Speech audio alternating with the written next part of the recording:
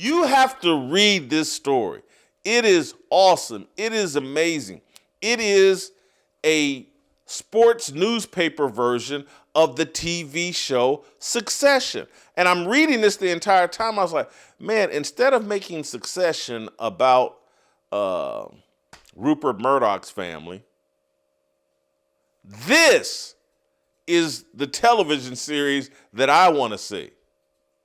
Jeanie Buss as the woman that, because of the lean into the matriarchy, because of the animus towards the patriarchy, has been able to use and manipulate the media and become a media darling while running the Lakers franchise into the ground.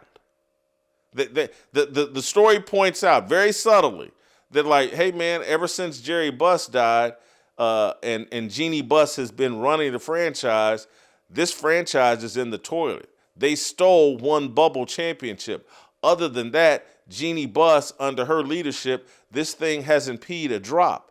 And this story points out, if you're reading it with a critical eye, that Jeanie Buss manipulated, double-crossed her siblings, particularly her two youngest half-siblings, to sell the team out from underneath them, cash out, keep her job at the top of the organization for 5 years while screwing over her brothers and sisters.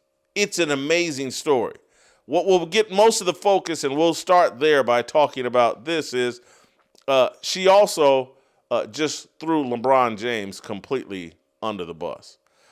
Jeanie, here, let me quote from the story. Jeanie privately grumbled, people close to the team say, about what she felt was LeBron James's outsized ego and the overt control that he and Clutch Sports, which represents both James and Anthony Davis, exerted over the organization at times. She didn't like that James was considered a savior for a floundering franchise when he arrived in 2018, and that it was he who chose the Lakers rather than the team's leadership receiving praise for landing him.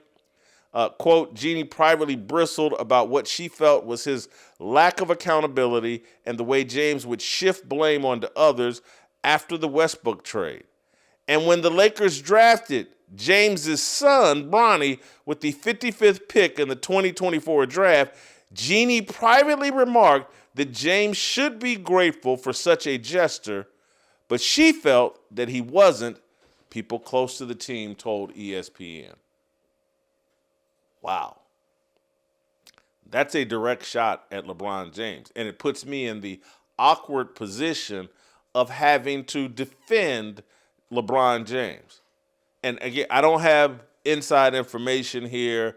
But I'm just Jeanie Buss, because of her plumbing, because of her gender, has leverage over LeBron James. We're in this whole Yas Queen, Woman King, women are leaders, women are this or that. We're in this whole era where if a man gets in a back and forth dispute with a woman, the man has no shot here.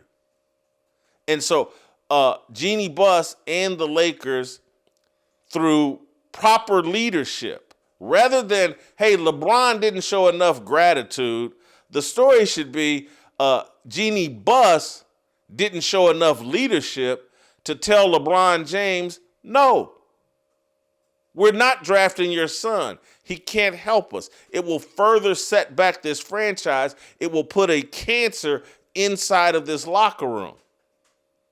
So, no, we're not doing that. That should be the story. But the story will be, and Jeanie Buss knows it because she knows and she's counting on people like myself who's rejecting this opportunity. She's like, man, these guys don't like LeBron James, and I will throw him under the bus here, even though, I've run around and sat on sidelines with him and act like BFF with the guy and all this other stuff. But now that it's convenient and I'm in this dispute with my younger brothers and I want to explain why I sold the team and I'm taking heat for the way that we sold the team, let me throw out some red meat to the LeBron haters, and there are a bunch of them. Let me throw them some red meat. LeBron was selfish and didn't show enough gratitude. LeBron wanted too much credit for joining the Lakers. LeBron didn't want to be held accountable because it's mentioned in this story for bringing Russell Westbrook to the team and that being a failure. Hey, Jeanie, what great owners do, what great leaders do, is they can see, they can sense which way the wind is blowing. They know when to hit the eject button on certain players. They know that, hey, this shortcut of let's bring in LeBron James. Well, that's not the same as let's bring in Shaquille O'Neal in his prime. That's not the same as let's bring in Kareem Abdul-Jabbar when he's still an MVP candidate and capable of winning the MVP and won some MVPs while with the Lakers. This isn't the same. LeBron James, you got LeBron James at the end of his career when he had already won championships in Miami and in Cleveland, and he was putting his engine into cruise control. You got the LeBron James who spent and spends all of his time conducting an information war. You got the LeBron James who came out to Los Angeles with visions of being a Hollywood mogul, media mogul, rather than superstar basketball player. Jeanie, you had the opportunity to say, nah, I'm good. We're going to pass on LeBron James. We think his last 7-8 years in the league will be a disaster for the most part. And this guy has so much ego that he's actually going to want to put his sons, borderline high major Division I players, he's going to want to put them on our basketball roster. And so, Jeanie, in her desperation to prove I'm a chip off the old block, I'm no different than my dad, I'm matriarchal leadership rules, I am Khaleesi, I'm the woman king. Yes, I will sign up for LeBron James and I will take this bubble title, the COVID bubble title, and I will pretend like it's a legitimate title and that I've done something incredible here. You took the deal. And there are plenty of people. I'm going to raise my hand as one.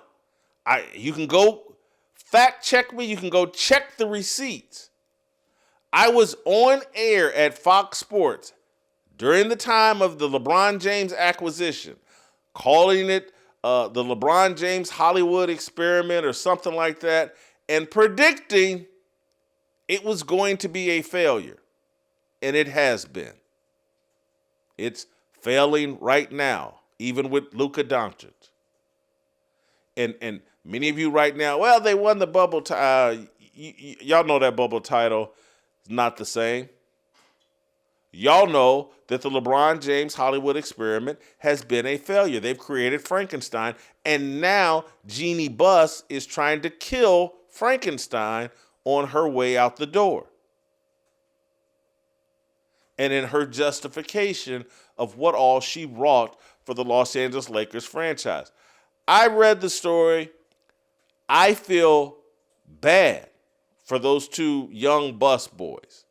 They had visions, and it sounds like, according to the story, their dad had visions of them running the Lakers franchise, of them becoming the next Jerry Buss. And they were denied that opportunity